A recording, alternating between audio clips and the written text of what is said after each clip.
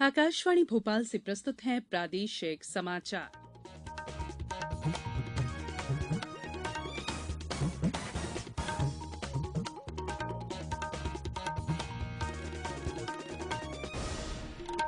नमस्कार, समाचारों के साथ मैं संयुक्ता बैनर्जी।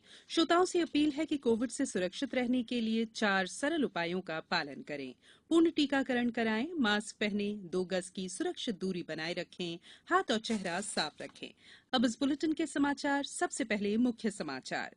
केंद्रीय नागरिक उड्डयन मंत्री ज्योतिरादित्य सिंधिया ने कहा कि जल्द ही विमानों में यात्रियों की संख्या को कोविड से पहले के स्तर पर लाया जा रहा है। प्रतिभा संपन्न विद्यार्थी पैसे की कमी के कारण पढ़ाई से वंचित नहीं रहेंगे, कहा मुख्यमंत्री शिवराज सिंह चौहान ने। भारतीय जनता पार्टी के नेता योगी आदित्यनाथ ने लगातार दूसरे कार्यकाल के लिए आज उत्तर प्रदेश के मुख्यमंत्री पद की शपथ ली। और Ubaidullah Khan heritage cup hockey tournament में इंडियन रेलवे और इंडियन ऑयल ने सेमीफाइनल में जगह बनाई। अब समाचार विस्तार से। केंद्रीय नागरिक उड्डयन मंत्री ज्योतिरादित्य सिंधिया ने आश्वासन दिया है कि देश में नागरिक विमानन के विकास के लिए सरकार इस क्षेत्र के सभी संबंधित पक्षों के साथ रचनात्मक सहयोगी के रूप में काम करेगी। हैदराबाद के बेगमपेट हवाई अड्डे पर विंग्स इंडिया कार्यक्रम के 5वें संस्करण का औपचारिक रूप से आज उद्घाटन करने के बाद श्री सिंधिया ने कहा कि विमानन क्षेत्र जल्द ही विमानों में यात्रियों की संख्या को कोविड से पहले के स्तर पर ला रहा है। उन्होंने कहा कि देश में 2024-25 तक लगभग 80 नए हवाई अड्डे होंगे। देश में कनेक्टिविटी को बढ़ावा देने की जरूरत पर बल देते हुए श्री सिंधिया ने कहा कि विमानन क्षेत्र की कनेक्टिविटी इतनी मजबूत होनी चाहिए जिससे आम आदमी भी उड़ान भर सके। मुख्यमंत्री शिवराज सिंह चौहान ने कहा है कि जिन विद्यार्थियों में टैलेंट है, जो पढ़ाई में अच्छे हैं और प्रतिभा संपन्न हैं, वे पैसे की कमी के कारण पढ़ाई से वंचित नहीं रहेंगे। राज्य सरकार ने ऐसे बच्चों को पढ़ाई के हर स्तर पर मदद करने के लिए विभिन्न योजनाएं बनाई हैं। मुख्यमंत्री आज 2,40,000 विद्यार्थियों के खातों में 331 करोड़ रुपए की पिछड़ा वर्ग पोस्ट मैट्रिक छात्रवृत्ति सिंगल क्लिक से अंतरित करने के बाद विद्यार्थियों से वर्चुअली संवाद कर रहे थे। श्री चौहान ने कहा कि संबल योजना भी इसी उद्देश्य से बनाई गई है, जिससे हमारे गरीब परिवारों के प्रतिभाशाली बच्चे भी उच्च शिक्षा प्राप्त कर अपना सपना साकार कर सके। मुख्यमंत्री ने मंडला, सीहोर, उज्जैन, देवास और सीधी के विद्यार्थियों से वर्चुअली संवाद किया।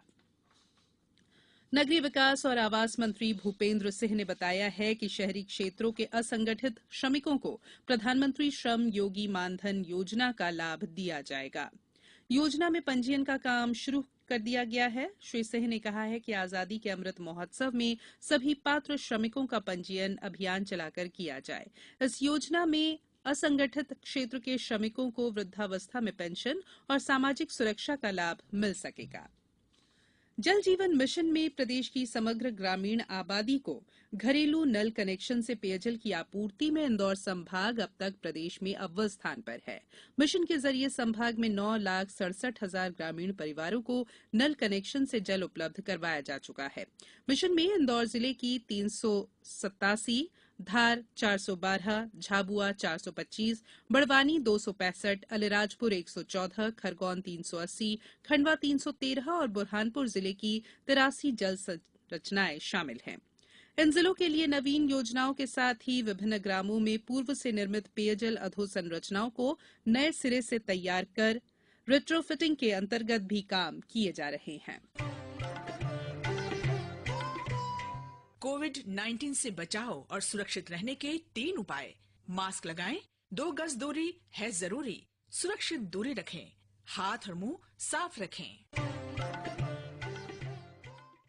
ब्रेक के बाद बुलेटिन में एक बार फिर आप सभी का स्वागत है। भारतीय जनता पार्टी के नेता योगी आदित्यनाथ ने लगातार दूसरे कार्यकाल के लिए आज उत्तर प्रदेश के मुख्यमंत्री पद की शपथ ली। राज्यपाल आनंदीबेन पटेल ने लखनऊ के अटल बिहारी वाजपेयी इकाना स्टेडियम में पद और गोपनीयता की शपथ दिलाई। योगी आदित्यनाथ के साथ 52 मंत्रियों ने भी शपथ ली। विधानसभा चुनाव में भारतीय जनता पार्टी के नेतृत्व वाली राष्ट्रीय जनतांत्रिक गठबंधन ने 403 में से 274 सीटें जीती हैं।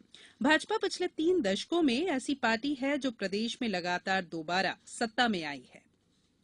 प्रधानमंत्री नरेंद्र मोदी आगामी रविवार को सुबह 11 बजे आकाशवाणी से मन की बात के जरिए देश विदेश के लोगों से अपने विचार साझा करेंगे। ये मासिक रेडियो कार्यक्रम की 87वीं कड़ी होगी। मन की बात कार्यक्रम का आकाशवाणी और दूरदर्शन के समूचे नेटवर्क पर प्रसारण होगा।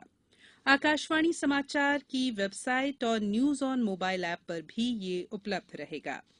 आकाशवाणी समाचार, दूरदर्शन समाचार, प्रधानमंत्री कार्यालय और सूचना और प्रसारण मंत्रालय के YouTube चैनलों पर भी कार्यक्रम सीधा प्रसारित होगा। हिंदी प्रसारण के तुरंत बाद आकाशवाणी से क्षेत्रीय भाषाओं में भी इसका प्रसारण होगा। भारतीय चित्र साधना का प्रतिष्ठित चित्र भारती फिल्मोत्सव का चौथा संस्करण आज से भोपाल में शुरू हो गया है। 27 मार्च तक चलने वाले इस 3 दिवसीय फिल्म समारोह के लिए देश के 22 राज्यों से 15 भाषाओं में 712 फिल्में प्राप्त हुई थी। इनमें से चुनी हुई 120 फिल्मों को लघु फिल्म, कैंपस फिल्म, डॉक्यूमेंट्री और एनिमेशन फिल्मों की श्रेणियों में प्रदर्शित किया जाएगा।